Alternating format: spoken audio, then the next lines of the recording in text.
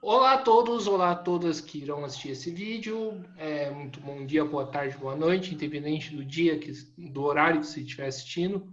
Meu nome é Guilherme, hoje, né, coordenador do Mesa de Debates, e nós vamos dar procedimento à programação dessa semana, né? E conforme prometido, né, vamos mais uma vez entrevistar, fazer uma entrevista sobre a história do movimento operário de São José dos Campos, né? E o que nós podemos extrair de lição a partir disso, né? Dessa história para as lutas que virão, né? Nós estamos em 2021 e 2021 promete, né? Algumas lutas, né? E é importante a gente estar preparado e também, tipo, se apoiar no passado para poder atuar no presente e no futuro. E para isso, né, trouxe aqui, convidei o Mancha, né, um dirigente histórico, né, é, tem muito para contribuir nessa discussão, para a gente bater um papo, né. Mancha, por favor, se apresente.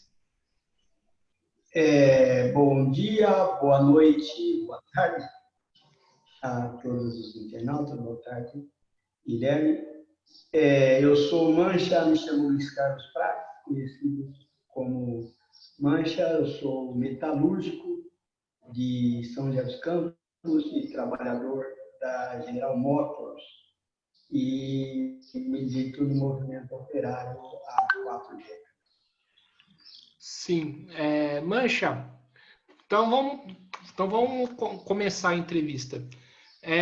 Muitos falam, né, que São José dos Campos é uma cidade conservadora, né? Isso é explicado historicamente e teve algum momento da história da cidade que isso foi diferente? Olha, a história do movimento operário em São José dos Campos, na região, ela não é dissociada da história do movimento operário em todo o Brasil. Né?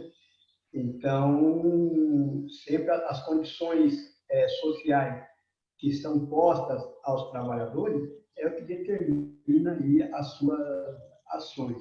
Então, essa observação de que São José dos Campos é uma cidade conservadora e tal, ela não corresponde à realidade. O movimento operário industrial aqui da região sempre foi bastante combativo. Quer dizer, os trabalhadores que para cá vieram, muitos deles vindo de outras regiões, souberam organizar de uma determinada maneira a resistência sindical e por isso que São José é um polo de resistência e um polo de referência nacional do movimento operário. Isso nos remete à década bem passada, que foi a inauguração do movimento operário aqui na região. Que, na verdade, foi feito em base a um outro processo de industrialização, que era baseado no setor têxtil. Né? Nós tínhamos empresas aqui, como a Ródia, no setor têxtil, tinha empresa como a Tecelagem Paraíba, e por aí que surgiu o movimento operário na época, na década de 40, 50, bastante combativo, também junto com o setor ceramista. Né? E só depois que o setor da metalurgia começa a ter um papel mais determinante, que era fruto do processo de industrialização mais recente. Agora, em todas as épocas, sempre houve uma combatividade grande por parte do movimento dos trabalhadores. Né? E da sua avaliação, por que esse pensamento, né, de que São José é uma cidade, tem um histórico conservador, o movimento operário tem um histórico conservador, existe? Olha, aqui pode ter uma diferenciação. Você pode dizer isso, algumas pessoas dizem, ao senso comum, o senso comum, que quando se diz São José, seria uma cidade conservadora, está pegando mais a época atual, onde existe uma classe média mais ligada aos setores industriais e um setor médio, né, que poderia ser mais conservador, porque eu não acredito que seja assim, mas essa peça do movimento operário como conservador não é correta e ela não corresponde à realidade. Inclusive, por exemplo, o Sindicato Metalúrgico, pela sua conhecida combatividade, foi muito combatido pela burguesia aqui do local e, particularmente, pelos poderes constituídos, tipo a Câmara Municipal,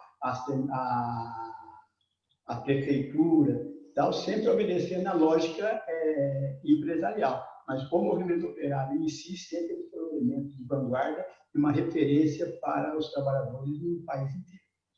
Mas tira uma curiosidade minha, você falou uma informação que agora que eu achei muito interessante e eu fiquei curioso. Você falou do movimento operário dos anos 40, né, da indústria têxtil. Você tem alguma noção de quem eram as forças dirigentes desse movimento operário naquela época? Não entendi. Quem era? As forças dirigentes do movimento operário daquela época. Olha, São José dos Campos, pela sua localização geográfica, inclusive, entre dois centros, São José, Rio de Janeiro e São Paulo, ela sempre teve uma industrialização bastante potente e, por outro lado, uma participação de forças políticas bastante intensa, né? E um reflexo da sociedade no geral. Nesse período, na verdade, esse período que eu te disse, que eu falei, que é o período onde se inicia o movimento operário na região, as greves e tal, o movimento, como eu disse, ele era liderado pelos sindicatos têxteis. E a influência no sindicato dos têxteis era do PTB, do PTB e também do Partido Comunista Brasileiro. Eram as forças políticas mais atuantes e, na época, a força política que dominava, vamos dizer assim, o movimento operário no Brasil. E ligado também junto com a CGT, Comando Geral dos Trabalhadores. Então, essas eram as referências na década de 40, 50, e foram exatamente essas lideranças que foram mais perseguidas com o golpe militar. No golpe militar de 1964, também a região de São José dos Campos foi profundamente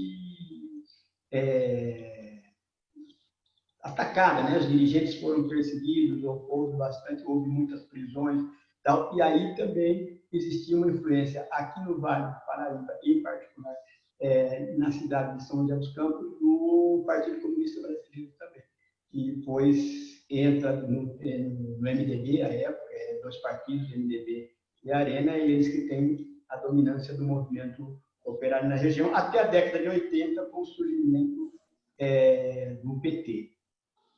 Sim. Na época da ditadura, né, quais eram as forças, já que a gente está falando das forças dirigentes do movimento sindical, na época da ditadura, quais eram as forças dirigentes daqui de São José, as forças do movimento operário? Então, a gente teria que fazer aqui uma certa escala no tempo, né?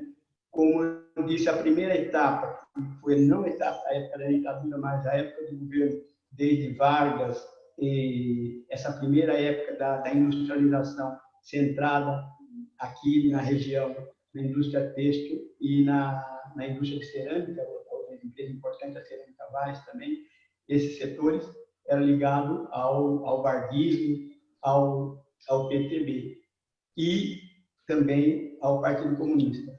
Em 1964, os metalúrgicos da época, o Sindicato Metalúrgico foi fundado na Ericsson, né, no vestiário da Ericsson aqui em São José, em 1956,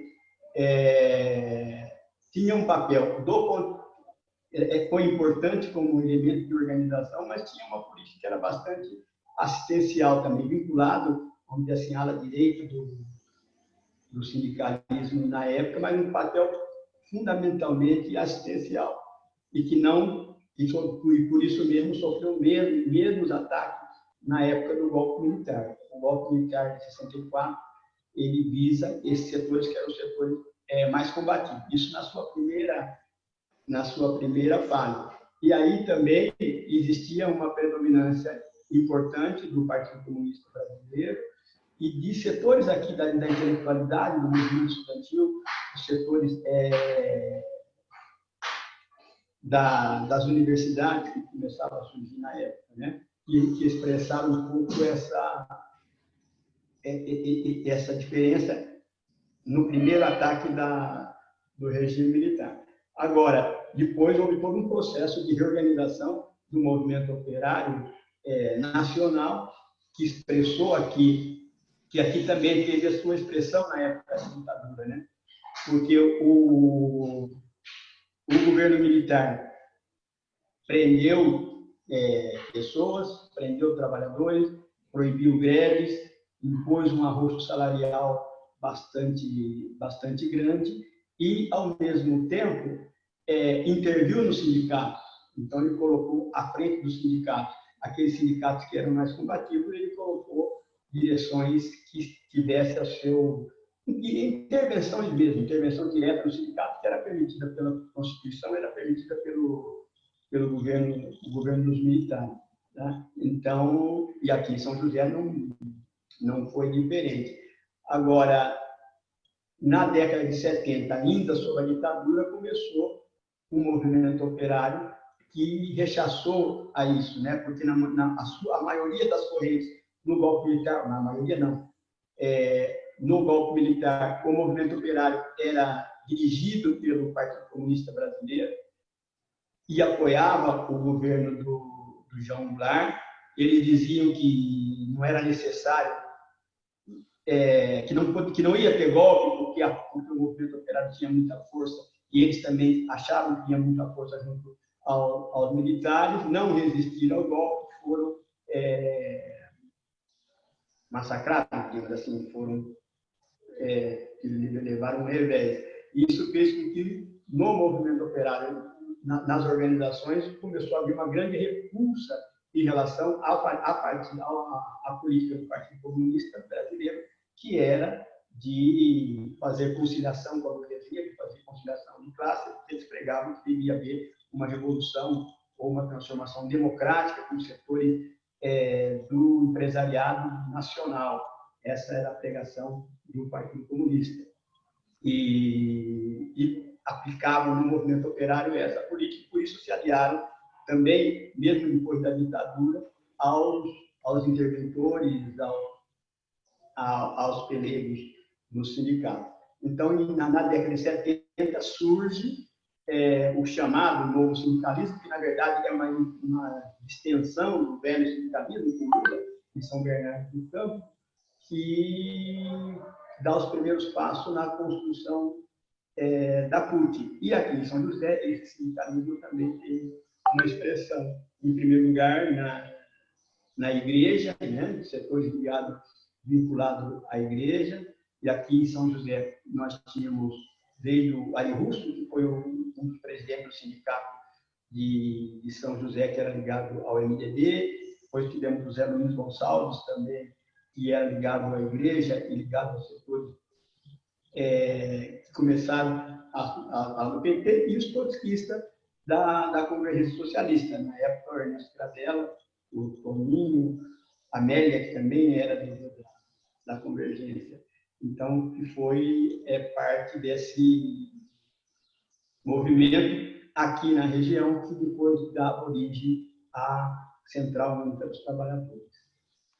Você falou uma coisa interessante, né, da política do Partido Comunista.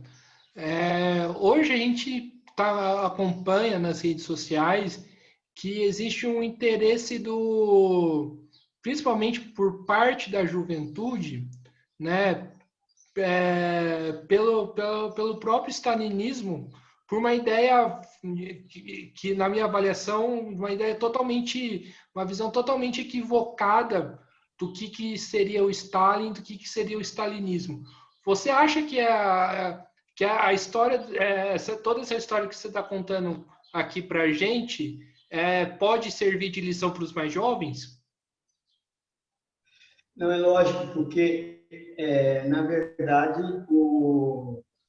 essa política que foi levada a cabo pelo Partido Comunista era uma política do stalinismo para todo um período que era a implantação de frentes populares, de programas de aliança entre a burguesia e a classe operária.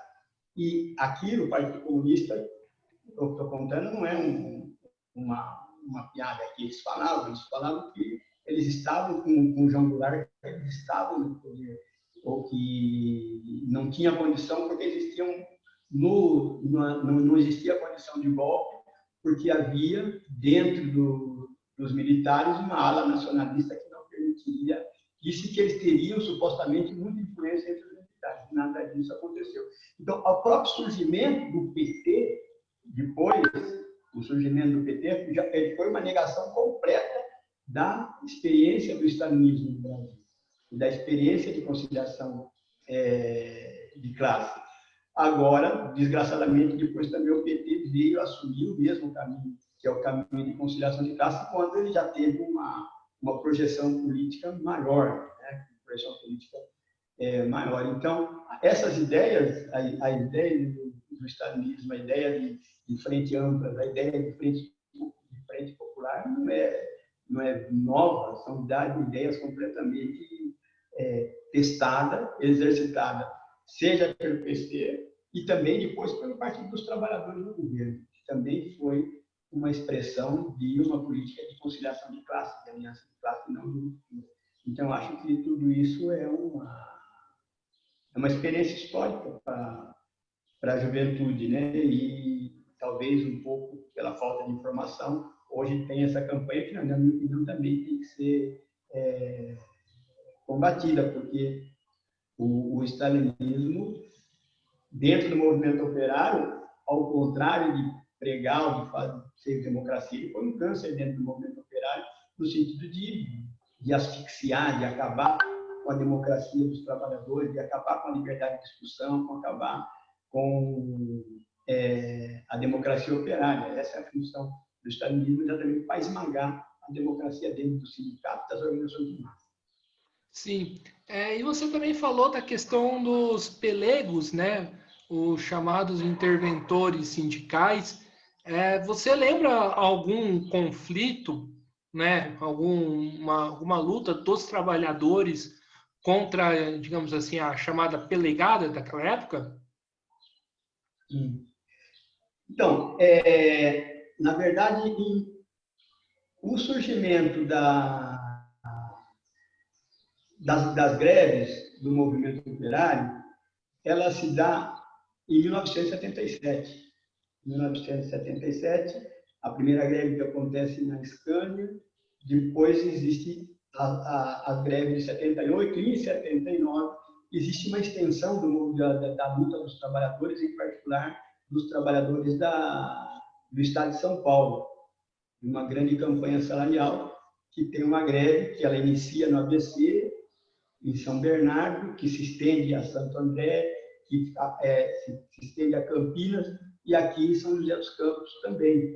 Tá? E nessa greve, por exemplo, o presidente do sindicato era o Zezinho Pelego, chamava Zezinho Pelego, era o dirigente do sindicato, teve uma assembleia do sindicato e existia uma oposição sindical, à época liderada pelo Ernesto Gradella, Robério, Tambaú, que eram os militantes da Convergência, e também que setores que depois vieram a formar a articulação sindical, que o Josias, vários dirigentes da época, e que a Peãozada aprovou a greve aqui e ele simplesmente fechou o sindicato. Então, a greve de 78, 79, ela se dá por fora do sindicato, ela é aprovada dentro do sindicato, só que no outro dia eles fechou o sindicato e a greve se dá através dos comandos de greves que fazem a paralisação de toda a produção, uma greve que durou bastante tempo e que foi onde nasceu a oposição sindical, que na eleição seguinte, 82, vence as eleições. Então, essa foi uma greve clássica, a última greve contra o pelego aqui na região de São José. Outras houveram em vários locais, seja em São Paulo, como que era o Joaquinzão, também que os metalúrgicos entraram em greve, a revelia dele, e então essa situação. Um outro setor do movimento operário, no caso o setor lulista, digamos assim, frente a esse movimento, ele se colocou a cabeça dele, e aí deu a diferenciação entre a CUT de um lado e, do outro lado, inicialmente a CGT, e depois veio a Força Sindical. Hoje, você considera hoje a burocracia um dos principais problemas para a classe operária lutar contra esse atual governo, já que a gente está tocando nesse tema? Sim, obviamente. Eu vou resgatar um pouco, então, o surgimento da CUT aqui na região e as diferenciações que se dá com ela no interior do movimento, né? Porque na década de 80 existia em plena ditadura militar, existia uma polêmica no movimento operário, que era por onde passaria o ascenso, por onde os trabalhadores iam lutar. Porque de 64 até 76, 77, houveram resistência dos trabalhadores, houve uma greve, como uma greve da Cobrasma em Osasco, houve a greve de Contagem, também dos metalúrgicos de Contagem, foram greves com ocupações, e essas greves foram reprimidas fortemente pelo regime militar, mas nacionalmente, e também houve grande movimento de oposições sindicais, grupos de fábrica dentro das empresas e tal, mas nacionalmente a classe não conseguia fazer greve. Então, e a maior parte da resistência mais pública passava pelo movimento estudantil, que teve um papel importante na década de 70, e em outros lugares pela luta armada. E os trabalhadores, então existia uma polêmica por onde que iria passar o ascenso dos trabalhadores ou se os sindicatos teriam alguma importância, né? Então existiam correntes que à época falavam que não tinha que estar dentro dos sindicatos, porque os sindicatos teriam a estrutura de oficiais do Estado e que era necessário ter sindicatos livres, portanto teria que atuar por fora do sindicato e exercer um determinado paralelismo sindical. Nós, à época, eu era da militância da Liga Operária e da Convergência Socialista depois, nós tínhamos que atuar por dentro dos sindicatos e nos sindicatos construíam posições sindicais para poder dar vazão e organização à luta dos trabalhadores. Então, essa polêmica foi uma polêmica muito importante e que teve como resultado a retomada das mobilizações passando pelos sindicatos e pelas assembleias massivas, assembleia de 100 mil, assembleia de 200 mil, assembleia de 10, 15, 20 mil, que expressou depois um movimento que se estende por todo o país. Então, acho que essa primeira localização é importante. Aí surge a Central Única dos Trabalhadores, surge a CUT. Agora, a CUT, desde o seu surgimento, ela surge com uma luta política interna bastante forte entre a CUT, entre a corrente, que depois se transforma na corrente majoritária, que era a corrente do Lula, a articulação do 113, e uma oposição, que fundamentalmente a CUT, uma corrente chamada pela CUT pela base, e a corrente da Convergência Socialista, e que tinha uma grande penetração dentro da CUT. e que fazia uma luta política grande. Teve um congresso, inclusive, que a votação da direção foi uma diferença mínima. Então, e como a eleição era proporcional, existia uma polarização política bastante grande, até que foi se consolidando dentro da Central Única dos Trabalhadores e também aqui na região, e também uma concepção de que o sindicalismo não poderia ser o sindicalismo de confronto, como era o defendido nas origens da Central Única dos Trabalhadores, sim, de conciliação. Um elemento fundamental foi as câmaras setoriais. As câmaras setoriais, no início do governo Collor, foi a primeira vez que a articulação colocou a posição de pacto social, né? Então, teve uma reunião, uma articulação entre a montadora, os sindicatos e o governo para discutir a reestruturação industrial e discutir como as empresas podiam se modernizar e os trabalhadores também poder participar dessa modernização.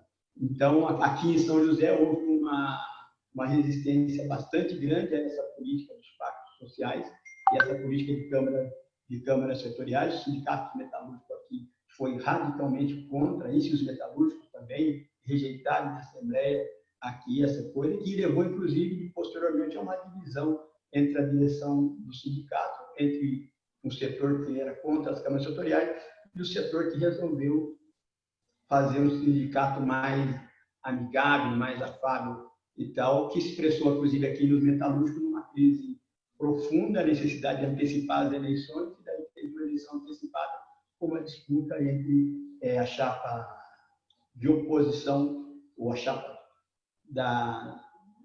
majoritariamente dos trotskistas contra a chapa da articulação, que ganhou, essa chapa ganhou, e abriu uma nova etapa do movimento operário aqui, porque aqui em São José sempre teve uma resistência muito grande à flexibilização dos direitos, ao banco de hora,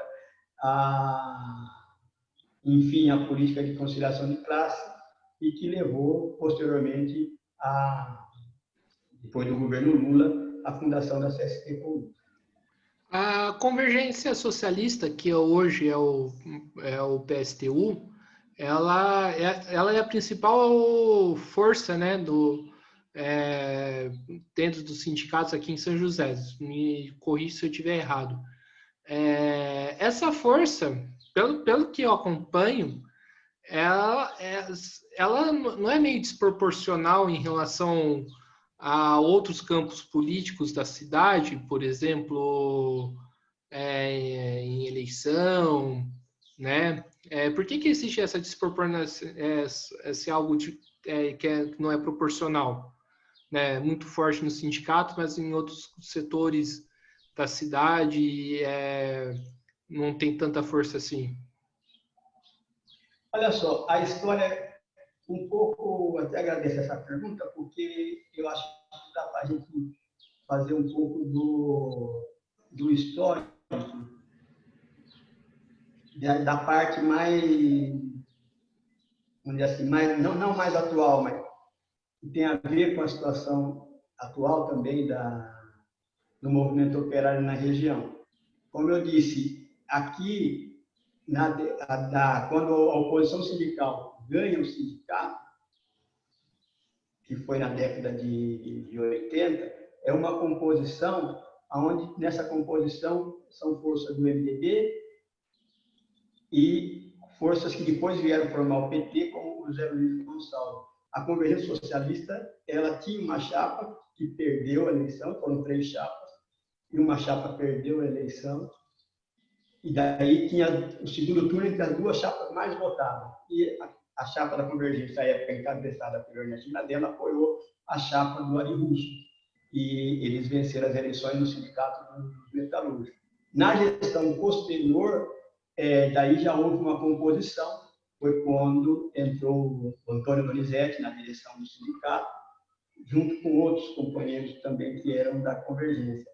Em 1989, na época do Lula, que o Lula foi candidato contra o Collor, houve uma eleição também bastante polarizada, onde aí sim houve uma disputa entre dois projetos políticos. O projeto político do PT, de articulação, na verdade, e o projeto político da esquerda, da chamada esquerda do PT, na época capitalizada pela Congressão Socialista, mas que também tinha a Amélia, por exemplo, a Amélia Naomi era da Congressão Socialista, depois foi da CUT pela base.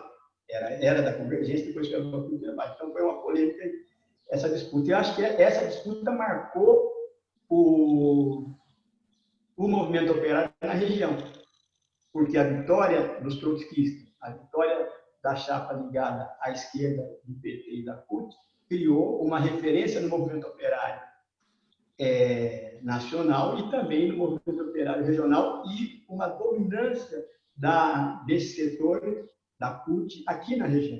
Então, esse setor, nós chegamos a dirigir quase todos os sindicatos. A esquerda da CUT chegou a dirigir quase todos os sindicatos da região. Seja o sindicato na época nem existia o sindicato dos químicos, era uma associação de sindicatos químicos, mas já era também dirigida por setores da esquerda da CUT, o sindicato da alimentação anterior, sindicatos petroleiros, enfim, quase todos os sindicatos eram dirigidos aqui. Diferente, e uma disputa grande de outros sindicatos, como o sindicato dos condutores. Então, e abriu um período de hegemonia, vou chamar assim, de hegemonia da Convergência ou dos trotskistas no sindicato desde 1990. Então, nós estamos falando aqui em 30 anos, em 3 décadas de hegemonia no movimento dos metalúrgicos e também como força majoritária do movimento sindical na região. Eu atribuo isso a uma política justa de ser uma referência e também de praticar e exercer dentro dos sindicatos a democracia operária, a democracia dos trabalhadores e buscar um processo de organização de base dentro das fábricas que dá uma certa estruturação forte durante esse período. Então, e também um processo de renovação constante da sua liderança. Por exemplo, nenhum presidente dos sindicatos metalúrgicos fica mais do que 2 mandatos e vai renovando a sua liderança e também a sua influência no movimento operário. Então, eu acho que isso é parte do trabalho estrutural. Tanto que, também, se a gente pegar várias lideranças hoje, das antigas lideranças da CUT, do Vale do Paraíba, quase que a sua totalidade já foi, em algum momento, da Convenção Socialista. Posso citar aqui o Zé Carlos do Condutor, eu posso citar do PSTU, eu posso citar até o Paulinho dos Condutores, que hoje é presidente da Câmara Municipal, já foi também, a Amélia Naomi, o Oliveira, também foi vice-presidente do Sindicato Metalúrgico. Então, é a história que leva a isso, uma tradição muito grande no movimento operário, e o Sindicato Metalúrgico é uma referência, sem dúvida, do movimento operário aqui na região. Eu acho que nós teríamos episódio importante também, como a greve da GM de 85, nós poderíamos comentar, e outros que é parte dessa referência e dessa tradição aqui na cidade. Sim, os sindicatos metalúrgicos foi um dos primeiros sindicatos a romper com a CUT e fundar a Conlutas, correto, né? Do setor industrial, sim. Certo. Aqui em São José, você lembra, ou região, você lembra que teve alguma greve marcante? E quais lições que a gente pode tirar dessa greve que você lembra, assim, histórica? Só antes, para não ser essa resposta seca, na fundação da Conluta, eu acho que os sindicatos metalúrgicos, mas não só os sindicatos metalúrgicos, tiveram um papel fundamental, né? porque a Comutas, ela nasce de um processo de ruptura do movimento sindical, dos setores de vanguarda do movimento sindical, com o governo do PT. Na verdade, a subida do governo do PT e a CUT se transformar, na época, uma central, que do nosso ponto de vista era uma central chapa branca, tem um dado marcante, que é a reforma da Previdência, que diminui o direito, acabava com os direitos dos trabalhadores, do funcionalismo público, no governo do Lula, logo no início do governo do Lula, e houve uma grande revolta por parte dos sindicatos, e a CUT apoiou essa reforma da Previdência. E já vinha desde antes, né? Inclusive, uma coisa bastante significativa foi a mudança de tempo de contribuição para tempo de serviço. E a CUT, eu me lembro, na época, o Vicentinho era presidente da CUT, ele achava que era a mesma coisa. Tempo de contribuição e tempo de serviço é a mesma coisa. Não é exatamente entrar tempo de serviço. Antigamente, você tinha o tempo de serviço, então bastava você comprovar que você trabalhou, você poderia contar aquele tempo como tempo de contribuição. E agora, depois, logo, um dos primeiros passos, já no governo Fernando Henrique, da reforma foi essa, e depois culminou com a reforma da Previdência no setor público, que foi feita pelo governo Lula. Então, isso levou a que o setor rompesse, então, do ponto de vista sindical. Do ponto de vista político, levou à ruptura do PT também com a saída do Babá, da Luciana Genro e da Luiza Helena, os feitos chamados na época dos feitos radicais do PT. Então, esses dois fenômenos aconteceram. O setor do funcionalismo público era um setor fundamental, e o nosso sindicato, o Sindicato dos Metalúrgicos, foi um dos primeiros sindicatos a aderir ao projeto da CSP Comuta, porque, inclusive, a gente se lembra, porque entre os operários, os trabalhadores, eles têm uma ferramenta e eles não gostam de estar trocando de central ou trocando de ferramenta toda hora, né? Então, muita gente dizia que não existia futuro fora da CUT e que os trabalhadores não iam fazer isso. Inclusive, dentro do nosso sindicato tinha uma corrente que defendia que não deveria sair da CUT e que tinha uma certa força, mas um debate na base bastante forte na época, os trabalhadores decidiram, quase por unanimidade, a se lançar na construção de um projeto político sindical, que era um projeto político sindical, ao mesmo tempo que dentro da empresa não defendia a independência de classe, não conciliação de classe, e, ao mesmo tempo, defendia fazer um sindicalismo mais amplo, que pudesse colocar nas suas fileiras os trabalhadores jovens, os trabalhadores informais, os desempregados, o movimento popular, os setores de luta contra a opressão. Então, esse projeto tomou força entre os metalúrgicos, né? E os metalúrgicos, sindicatos metalúrgicos, então, depois, junto com o ANES, no setor de funcionalismo, tal, foi uma das grandes expressões da construção do CSP Comuta. E aqui, não só os sindicatos metalúrgicos, também aqui na região, os sindicatos químicos, também teve à frente, o sindicato da alimentação, o sindicato dos Correios, e aí tinha as oposições sindicais também, de condutores, que sempre tinham quase 50%, era muito dividido nas eleições, então uma força de bastante expressão, e que o sindicato metalúrgico teve um papel bastante importante. As greves dos metalúrgicos foram greves muito marcantes.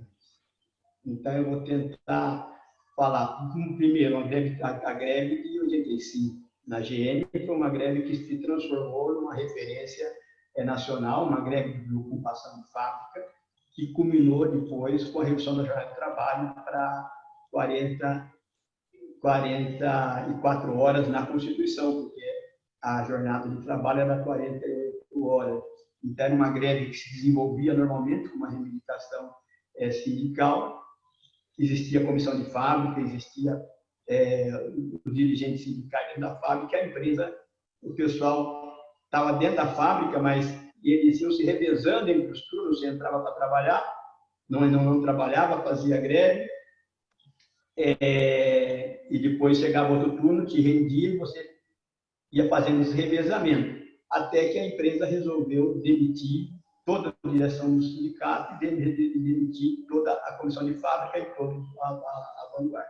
Aí essa greve se transformou numa greve de ocupação de fato, onde os trabalhadores ficaram alguns dias, onde não entrava ninguém, não saía ninguém, tiveram o controle total da fábrica, fizeram um processo de autodefesa e bastante forte, ocuparam a fábrica e teve uma repressão bastante grande, ela foi cercada pela polícia, houve tentativa de invasão, houve resistência, tal, até que houve um processo de negociação e chegou a desocupação da fábrica e a greve continuou. Mas essa greve, pelo grau de tensão que ela chegou, foi uma greve que se transformou numa grande referência nacional. Infelizmente, depois, apesar da greve, o pessoal retorna, a greve teve uma derrota, porque se manteve as demissões, as lideranças foram perseguidas e tal. Inclusive, dentro da fábrica, muita gente falava, eu entrei na GM nessa época, um pouco depois, e o pessoal falava que nunca mais ia ter greve dentro da GM, por causa da repressão muito violenta, e eles falavam que sindicato não tem vez, era impossível discutir comissão de fábrica, não podia falar com nenhum, só sobraram 2 dirigentes sindicais que entraram na próxima gestão, foi o Josias e o Jandir, e não podia conversar com eles, então foi um período de repressão bastante forte. Agora, em 89 e 90, retomou as greves na GM e também tivemos uma greve de 30 dias. E depois disso se somou uma série de greves de ocupação de fábrica aqui na região, que foi greve na GM, greve da Philips também, com ocupação de fábrica, greve na Band, no TI, também com ocupação de fábrica, que foi na década de 80, né, que teve um papel bastante importante, inclusive na retomada do sindicato da Chapadores na época, que dirigiu essas greves de ocupação que houveram aqui na região. Mas também houve centenas de greves, inclusive o Sindicato Metalúrgico está para lançar agora nesse ano um livro que vai tentar contar um pouco da sua história, que relata desde greve, inclusive empresas como, por exemplo, a Solectra. A Solectra é uma empresa multinacional bastante grande, ela trabalha com terceirização, então ela só trabalha com terceirização, ela faz peças de telefonia, e ela teve um monte de recursos de subsídio da prefeitura e fez aqui onde hoje é o Centro Aeroespacial, o Centro Tecnológico, aquele terreno foi um terreno que foi doado às terras de Solectra, ela chegou aqui tudo pomposa, fez uma fábrica que parecia um shopping center, muito bonita, sempre gabado de jamais ter tido uma greve em toda a sua história, em qualquer unidade dela no mundo, e acho que foi a empresa que teve uma passagem mais meteórica aqui na região, porque ela durou cerca de 5, 6 anos. Ela entrou, teve todo o processo, era uma empresa majoritariamente feminina, que trabalhava com produtos de terceiros. Ela fazia chicotes, fazia um material para a Ericsson, né, que era outra fábrica perto daqui, e sei que a fábrica foi a primeira a enfrentar a greve mundial, né? Teve uma greve bastante forte, e teve várias greves na empresa, ela se transformou numa fábrica bastante mobilizada, e a empresa também repentinamente saiu da cidade, porque teve que ir para outro lugar, Jaboticabal. Também teve uma greve muito forte, inclusive fizemos uns acordos de fechamento da fábrica, para a fábrica ir embora, que foi um dos maiores que teve na cidade, porque as pessoas, como a fábrica era muito nova, as pessoas recém-chegadas na fábrica, e para a fábrica fechar, teve que pagar, sei lá, 2, 3 anos de salário, levou uma grande parte junto. Enfim, também foi uma greve bastante importante. As mobilizações e as greves contra a privatização da Embraer também foram greves bastante importantes aqui na região e tal. Mas não só da Embraer, greve do comércio, greve dos químicos, que teve muita greve importante, greve na Brahma, sempre foi um enfrentamento forte na Brahma, na região. Enfim, é uma combatividade bastante grande do movimento operário. Tanto que a maioria dos sindicatos da região ainda hoje estão dirigidos por corrente da CSP. Sim. Eu queria que você falasse um pouco como que era o histórico de exploração das fábricas na época da ditadura. Então, na verdade, a gente vive hoje em particular, né, uma situação que as fábricas estão passando por uma reestruturação bastante grande. A gente vê uma reestruturação forte dentro das empresas e que cada vez mais existe um aumento da exploração. Então, a gente vê que o ritmo de trabalho dentro das empresas está cada vez mais alucinante, está cada vez maior o ritmo de trabalho. Em contrapartida, então, vou pegar mais um exemplo também para a gente pegar um pouco da história.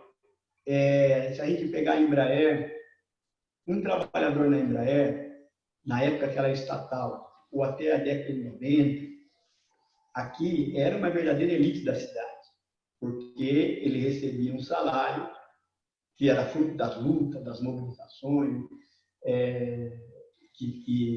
o que havia, que era um salário, eu sei lá, em torno de 10 a 15 salários mínimos, setores mais especializados. E na GM também, as diversas greves, os diversos movimentos, apesar da labuta, do trabalho duro, tinha que pegar tipo a fundição de ferro, que era um trabalho muito mais bruto do que o trabalho exercido hoje. Então, no entanto, a exploração era grande, mas os salários eram bem maiores. Tá? E, inclusive, por exemplo, na GM, para citar um exemplo, a gente já realizou diversas greves em setores de terceiros dentro da empresa, onde a reivindicação, e era vitoriosa, conseguia ganhar, era que se recebesse 3 salários mínimos como piso do setor de limpeza, do setor de terceiro, 3 salários mínimos de piso. Então, uma pessoa que trabalhava numa empresa de terceira na GM, no caso, na Prolind, que chamava na época, recebia, no mínimo, 3 salários mínimos. Os trabalhadores da produção, das montadoras, recebiam, sei, 8, 9 salários à época. Então, a gente vê que era uma forma de luta, uma forma de tradição, uma forma de organização. O que a gente vê hoje é que existe um aprofundamento da exploração, porque se exige da classe operária, se exige dos trabalhadores uma flexibilidade muito maior, exige um grau de instrução formal muito maior, porque hoje nas grandes empresas você não consegue entrar se você não tiver o ensino médio completo, colegial. Se não tiver um curso de torneiro mecânico, um curso do Senai também você não consegue receber, não consegue entrar nas empresas. Você tem que trabalhar com planilhas, muitas vezes tem que falar várias línguas, e em contrapartida a situação salarial e condições de trabalho dos trabalhadores está cada vez pior.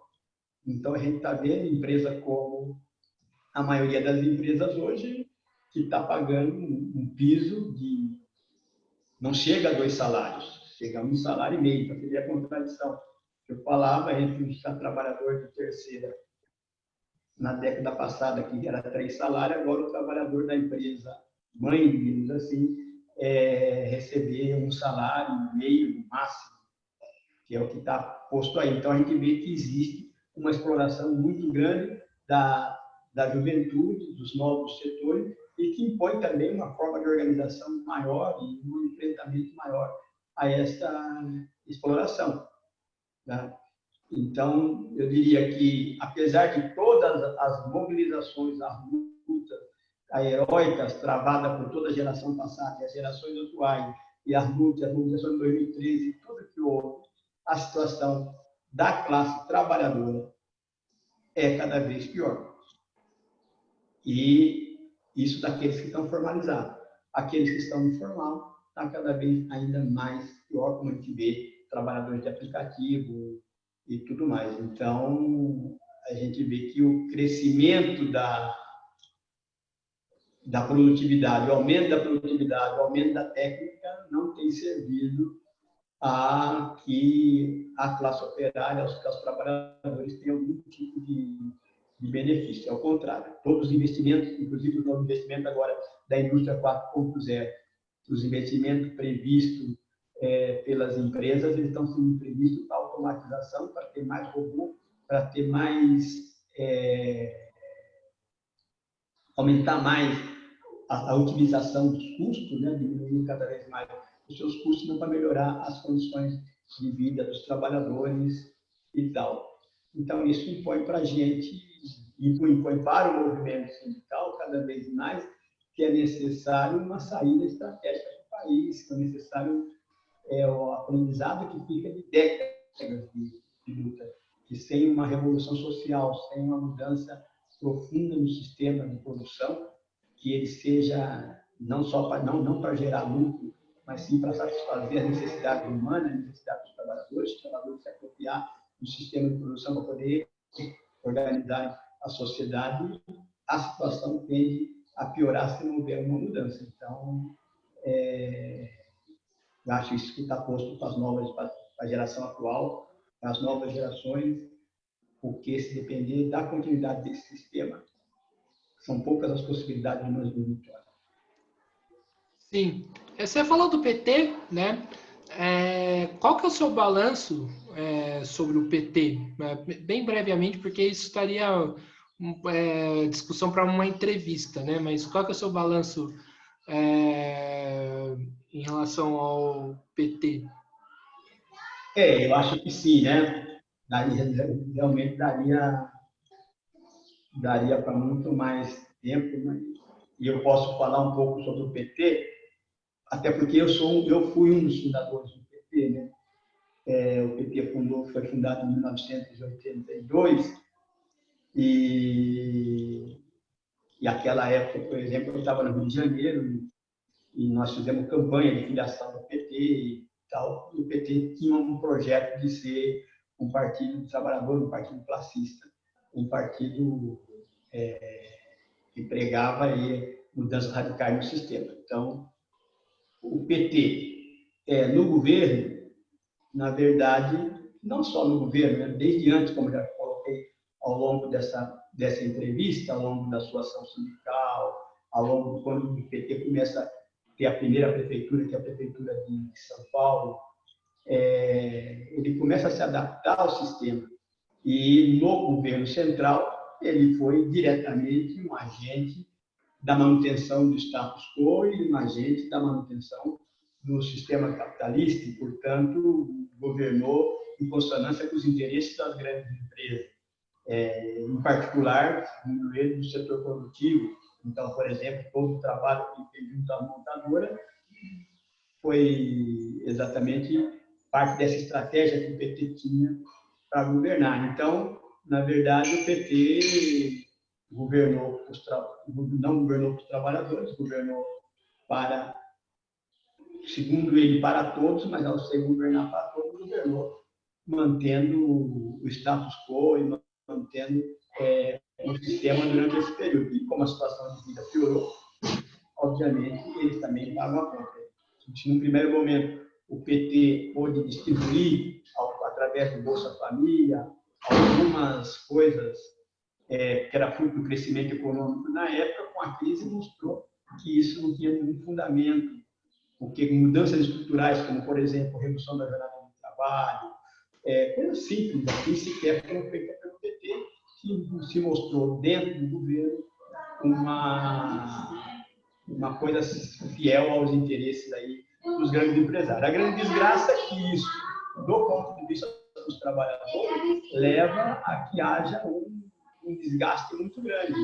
Ou seja, 12 anos do PT leva a um processo de desmobilização dos trabalhadores, de atraso na sua consciência, de confiar em saída que o governo, que o Lula, por exemplo, poderia resolver, e um retrocesso muito profundo na consciência dos trabalhadores, da sua luta e a experiência. E, desgraçadamente, isso faz com que tenha hoje o Bolsonaro. O Bolsonaro é parte dessa desesperança que o PT conseguiu colocar na cabeça de milhões de trabalhadores.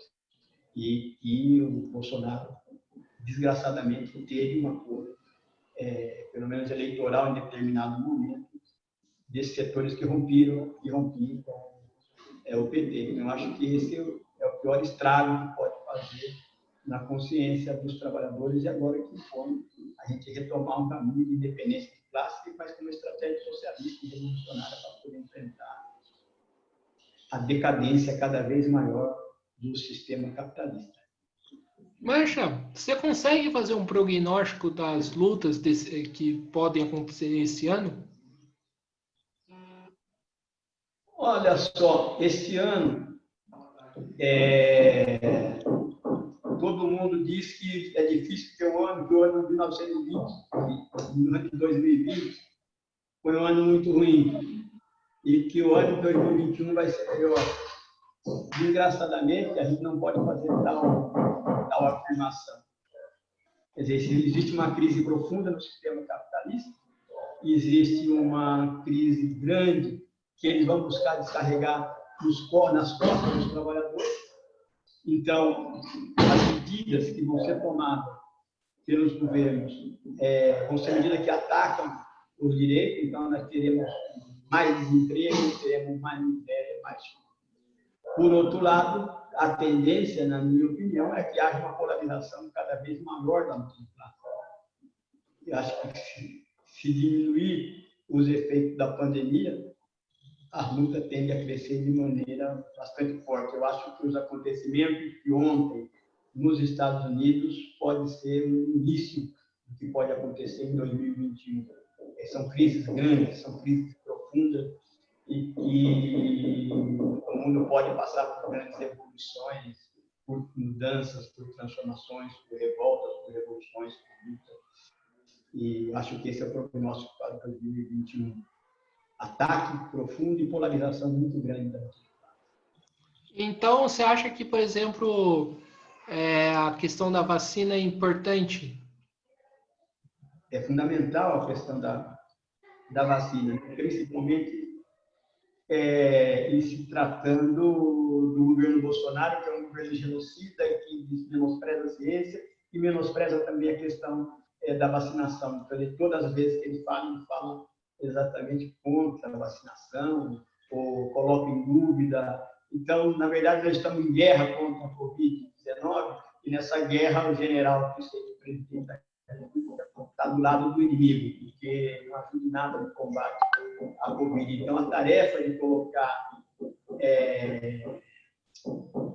colocar o Bolsonaro para fora, de lutar contra o Bolsonaro, é uma tarefa fundamental também para o próximo período, para 2021. E passa por exigir vacinação para todos, exigir que a vacina seja feita de maneira gratuita, através do SUS para todos. Acho que é uma bandeira fundamental, até para a gente poder retomar as ruas e colocar para fora o Bolsonaro no movimento dialético, no movimento conjunto. Então, por isso, 2021 promete. Sim. E o que precisa fazer aqui em São José para termos lutas, né, mobilizações como antigamente, como você está contando? Então, nós precisamos, em primeiro lugar, nesse momento, fazer uma ampla campanha, uma campanha forte para a vacinação para todos. Né? Eu acho que é necessário enfrentar essa onda negacionista do Bolsonaro, que aqui é potencializada pelo governo do PSDB e potencializada também por setores médios, setores do pequeno empresariado, aí, e se quer colocar uma contraposição entre a economia e a vacinação e o enfrentamento à Covid-19. Eu acho que não é possível fazer isso, é necessário que nós façamos uma ampla campanha contra, uma ampla campanha pela vacinação e, ao mesmo tempo, para evitar a propagação do vírus, porque se depender dos governantes, esse vírus vai propagar indefinidamente. Então, é necessário evitar. Então, nós precisamos lutar para que haja uma quarentena geral, lutar para que as pessoas possam ficar em casa, que as pessoas não precisam sair para trabalhar. Então, para ampliar o auxílio emergencial, retornar ao auxílio emergencial e aumentar o seu valor, e ter um auxílio emergencial na cidade agora, porque a onda está aumentando muito mais agora no Vale do Paraíba, talvez seja o pior momento que nós estamos vivendo desde a época passada, desde o início da pandemia, né, o pior momento, para dar segurança para a gente poder lutar. E, ao mesmo tempo, a gente instituía, ver no Fórum de Luta, um processo de ação unificada de todas as correntes do movimento sindical, de todas as correntes do movimento operário, para levar essa campanha adiante e para poder formar uma massa crítica, um polo de opinião aí capaz de fazer com que os trabalhadores entrem em movimento. E a outra tarefa, que também é uma tarefa bastante fundamental, é forjar um polo revolucionário, um polo de direção para este movimento. Esse polo revolucionário que você fala, isso juntaria, por exemplo, todas as correntes de esquerda que se reivindicam revolucionárias, marxistas? Não, olha só, aqui existe a necessidade de você ter uma frente de unidade de ação, ou seja, você ter pontos mínimos para poder fazer com que o movimento de todas as correntes de esquerda, ou todas as correntes de atuação no movimento operário, todas as correntes de atuação no movimento sindical possa enfrentar o inimigo comum, seja as empresas com os projetos de reestruturação que estão por aí, seja o governo Bolsonaro com suas ameaças de ataques à democracia e à liberdade democrática, seja as questões ligadas à opressão, cada vez mais, a luta antirracista, a luta pelos direitos das mulheres, a luta do movimento popular. Então, é necessário forjar um amplo movimento de unidade de ação, inclusive para dar segurança a que os trabalhadores possam se colocar em movimento. Essa é uma parte da questão. Por outro lado, quando eu falo de ter uma alternativa revolucionária, é defender no movimento uma saída socialista, uma saída revolucionária, uma saída que se distingue daqueles que querem manter o atual sistema, que querem fazer algum tipo de melhora no sistema capitalista e que queira manter o status quo. Então, contra todos esses, é necessário afirmar uma saída revolucionária. É isso que nós defendemos do PSTU e é isso que nós defendemos do mundo. Os anos 90, né, pelo menos aqui no Brasil, né, ficou conhecido muito com os anos da privatização, né, das privatizações e de ataques aos trabalhadores, né? A gente teve o governo Fernando Henrique, o próprio governo Lula, que deu continuidade a muitas das políticas do Fernando Henrique, né? Como que foi o histórico de luta no período dos anos 90 aqui na cidade? Então, a década de 90 ela foi exatamente essa localização que você dá aí, né? Porque ela foi a década das privatizações e das privatizações no geral, e se vendeu para a sociedade, através do governo Fernando Henrique, que as privatizações eram uma saída. Agora, junto com as privatizações, também vinha as campanhas permanentes pela redução da jornada, de redução do salário dos trabalhadores, né? Então, essa década de 90 também foi marcada por uma grande pressão sobre para que houvesse uma redução dos salários dos trabalhadores, e também foi marcado pela necessidade de fazer um pacto social, segundo ele, necessidade do pacto social das câmaras setoriais e tal. Então, essa foi a marca dessa década de 90, que também culminou com um processo importante, que também teve a participação aqui de São José, que foi a greve dos petroleiros. A greve dos petroleiros de 1995 foi uma greve muito importante, uma greve que mobilizou os petroleiros do país todo. Agora que houve uma intervenção forte do Exército, do governo Fernando Henrique, que derrotou essa greve, e essa greve abriu, no movimento operário no geral, um período de refluxo ou coisa parecida, né? 95, depois da derrota da greve da greve da Petrobras.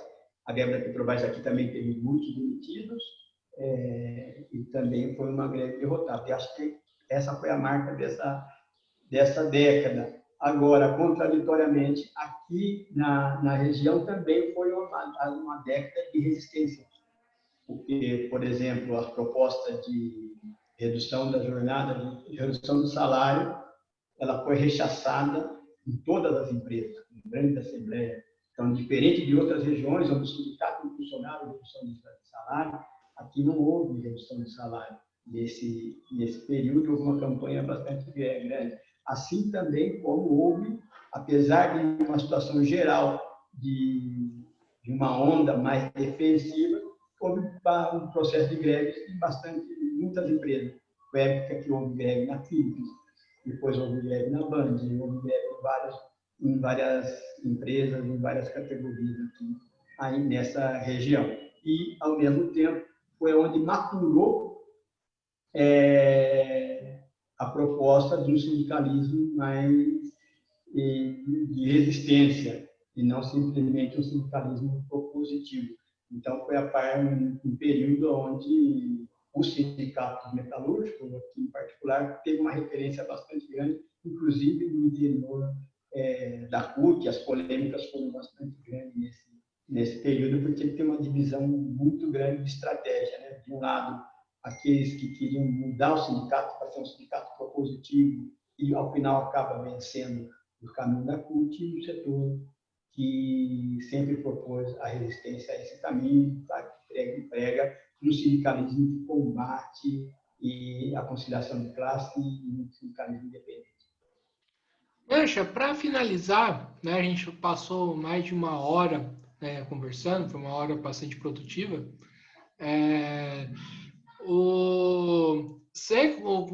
Você contou, os trabalhadores aqui da cidade têm uma história bastante rica de luta, né? Você acha que nesse novo período os trabalhadores podem escrever mais um capítulo na história da cidade, de lutas, né? Você acredita nessa possibilidade? Sim, eu creio que sim, que os trabalhadores têm todas as condições de retomar esse processo de luta, agora, inclusive, passando por processo de experiência, como, por exemplo, a questão dos investimentos que são feitos na cidade. Então, tem que ser para poder gerar emprego, tem que ser para poder fazer e não para automatizar as empresas, como está sendo proposto.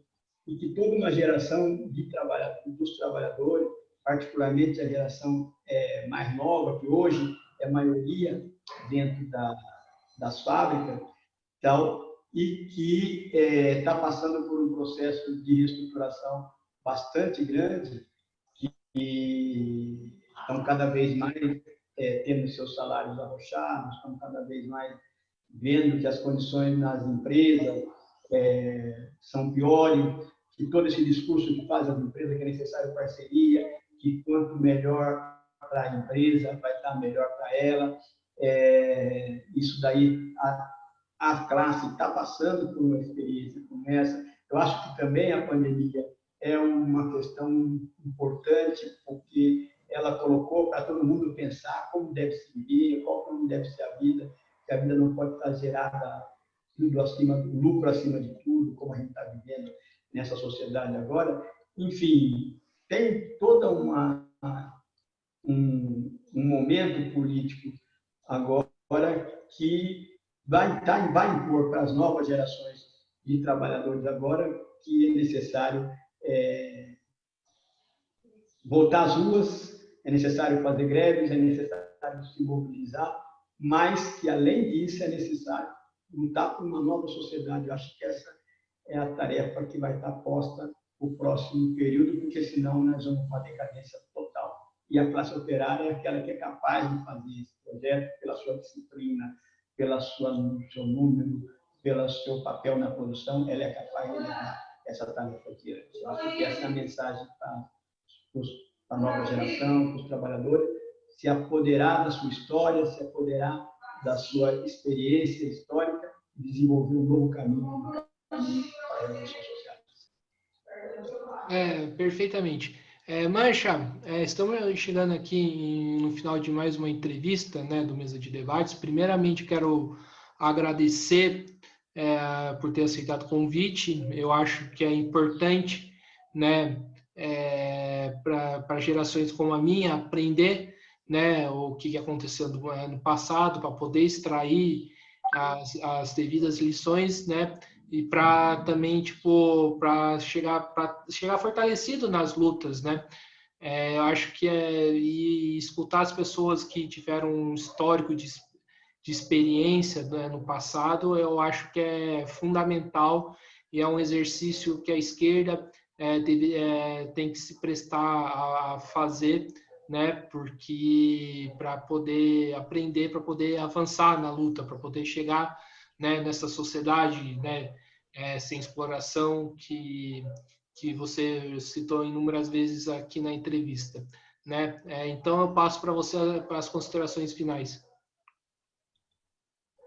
Então eu queria também agradecer aí a oportunidade da gente poder estar conversando, poder fazer esse bate-papo num momento importante da conjuntura internacional e da conjuntura nacional, do momento que, infelizmente, a gente está meio isolado por causa da pandemia, mas que é muito importante a gente fazer esse debate. Nós vamos, como já falei, nós vamos estar lançando um livro aí da história dos metalúrgicos, nós também teremos aí uma atividade importante, que é a luta dos metalúrgicos e a Comissão da Verdade, e também a gente vai tentar fazer aí um processo semelhante ao que aconteceu na Volkswagen para exigir reparação. Enfim, é uma luta constante e é uma luta ativa. Então, eu queria, Guilherme, agradecer aí a participação nossa aqui e nos colocar à disposição para qualquer tipo de debate. Sim, mais uma vez quero agradecer por ter aceitado o convite, as pessoas que vão assistir esse vídeo, né? E lembrar que ainda hoje, né, vai ter uma outra entrevista, logo menos, né, sobre debater o que significa o bolsonarismo, né, com o professor Damian Mello, da Universidade Federal do Fluminense. Amanhã vamos ter mais um debate sobre negacionismo, né, com o professor Cássio Terra, né, e depois de amanhã vamos ter um debate com o professor Româncio, né, da Universidade Federal do Sergipe, sobre as políticas do Bolsonaro no campo da cultura, e também vamos conversar com a advogada Ana Lúcia para falar, né, dos crimes do Bolsonaro na pandemia, né. Quero lembrar sempre, né, para curtir esse vídeo no YouTube, se inscrever no canal, ativar o sininho, curtir a página no Facebook e seguir o canal no Instagram também. Mancha, mais uma vez, muito obrigado. Estamos aqui encerrando mais uma entrevista do Mesa de Debates. Fui e até a próxima, pessoal.